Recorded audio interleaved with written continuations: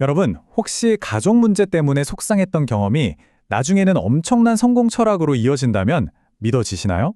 천공 스승님의 가르침을 통해서 아주 평범한 우리 일상 속 감정에서부터 리더십의 본질을 꿰뚫어보는 이 여정, 지금부터 한번 시작해 보겠습니다.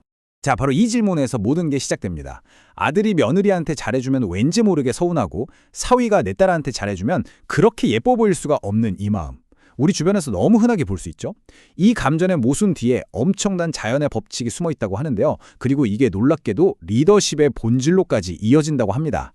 그 비밀을 지금부터 파헤쳐보죠. 오늘 우리가 함께 따라가 볼 여정입니다.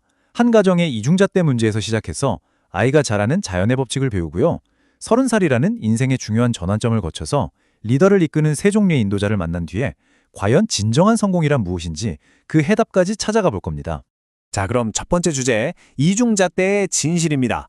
천공 스승님은 이 문제가 단순히 팔이 안으로 굽어서가 아니라고 말씀하세요. 핵심은 말이죠. 우리가 자녀를 올바르게 돕는 법 자체를 모르기 때문에 이런 일이 벌어진다는 겁니다.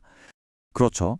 한쪽에서는 내 자식을 뺏기는 것 같아서 서운하고, 다른 한쪽에서는 내 딸이 대접받는 것 같아서 기쁘고, 바로 이 마음의 충돌.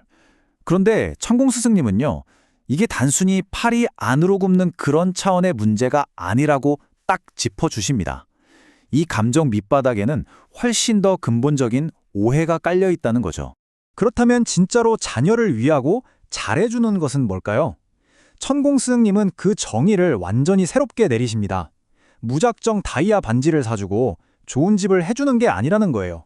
진짜 중요한 건 함께 머리를 맞대고 의논하고 연구해서 두 사람 모두가 아, 이거다! 하고 오케이할 수 있는 결과를 만들어내는 것. 이게 바로 관계를 건강하게 만들고 서로를 성장시키는 진짜 도움이라는 겁니다. 자, 이제 이야기를 좀 더 확장해 볼까요? 한 아이가 독립적인 성인으로 자라나는 과정에도 거스를 수 없는 대자연의 이치가 적용된다고 합니다. 천공 스승님은 이걸 아주 근본적인 법칙이라고 설명하세요. 그 핵심 원리의 이름이 뭐냐? 바로 3 곱하기 7은 21의 법칙입니다. 굉장히 간단하죠? 그런데 이 단순한 공식 안에 아이를 바르게 키우고 부모와 자식 간의 관계를 조화롭게 만드는 모든 해답이 담겨 있다고 합니다. 법칙은 아주 간단합니다. 태어나서 7살까지는 부모가 이끌어주는 게 맞아요. 하지만 7살부터는 슬슬 아이와 의논이라는 걸 시작해야 합니다. 처음에는 의견의 한 30% 정도? 그러다 14살이 되면요, 이제 아이 의견이 70%가 되어야 한다는 겁니다. 부모 의견은 30%로 줄어드는 거죠. 천공 스승님은 이 자연스러운 흐름을 거스르고 부모가 계속해서 일방적으로 끌고 가려고 할 때 바로 그때부터 모든 문제가 터져 나온다고 경고합니다. 자, 이렇게 21살까지 부모와 함께 잘 성장했다면 그 다음은 진짜 독립을 준비할 시간입니다. 인생의 세 번째 전환점, 바로 30살이죠. 이 나이를 기점으로 부모와의 관계는 완전히 새롭게 정립되어야 한다고 합니다. 네, 그 나이는 바로 30입니다. 천공 스승님은 30살을 부모로부터 완전한 정신적, 물리적 분리를 이뤄야 하는 시점이라고 딱 못을 박으세요. 아니, 30이라는 숫자가 대체 왜 그렇게 중요한 걸까요? 30이 넘은 성인이 인생이 꼬이는 것을 피하고 진짜 어른으로 살아가기 위한 철칙들입니다. 부모님에게서 독립하고 부부 사이의 문제는 두 사람의 힘으로 풀어야 한다는 거죠.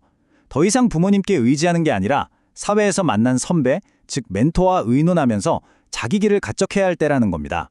자, 그렇게 부모의 품을 떠나 사회로 나오면요, 우리는 성장의 단계에 따라서 각기 다른 역할을 하는 세 종류의 인도자를 만나게 된다고 합니다. 이 사람들을 제대로 구분하고 만나는 것이 리더로 성장하는 데 아주 결정적인 역할을 한다고 하네요. 멘토, 책사, 그리고 스승. 이들의 역할은 명확히 다릅니다. 멘토는 사회초년생의 길을 열어주는 선배 같은 존재고요. 책사는 이건 마치 삼국지의 제갈공명 같아요. 리더가 될 사람, 즉 자신의 주군을 완으로 만들기 위해 모든 것을 바쳐 보호하고 키워내는 사람이죠.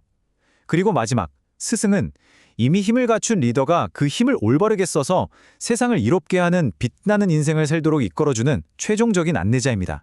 멘토와 책사를 거쳐서 마침내 스승까지 만난 리더. 그가 추구해야 할 궁극적인 성공은 과연 무엇일까요? 최고의 권력이나 부를 얻는 걸까요? 천공 스승님은 전혀 다른 답을 내놓으십니다. 드디어 마지막 장입니다. 우리가 지금까지 알고 있던 성공의 개념을 완전히 뒤집는 이야기인데요. 진정한 리더가 도달해야 할 그 궁극적인 경지는 과연 무엇일까요?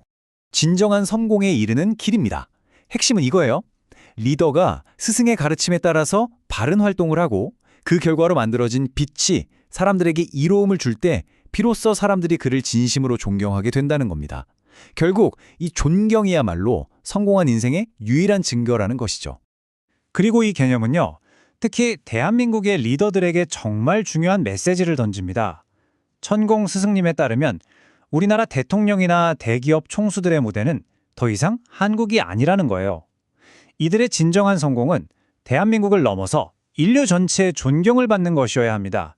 그런데 왜 지금 많은 한국 기업들이 해외에서 어려움을 겪을까요? 천공 스승님은 그 이유를 아주 날카롭게 지적하십니다. 한국 안에서도 아직 완벽한 성공 모델을 완성하지 못한 채, 즉 미완성의 철학을 가지고 세계로 나갔기 때문이라는 거예요.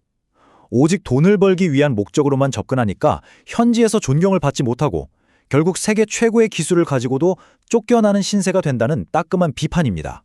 이 모든 가르침의 끝에서 천공 스승님은 자신의 역할을 이렇게 정의하십니다.